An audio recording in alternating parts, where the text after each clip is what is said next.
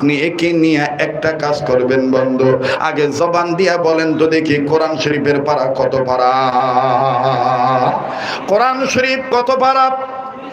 আবার বলেন কত পারা?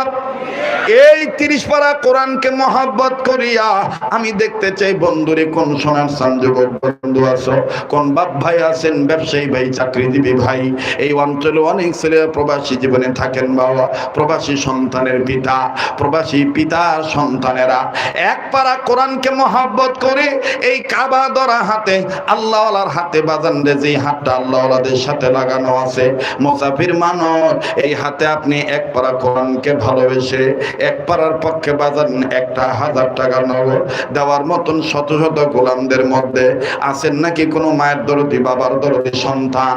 1000 টাকা 30 পারা কোরআনের মহব্বত আমি দেখতে চাই। কোন কোন মায়ের সন্তানের অন্তরে কোরআনের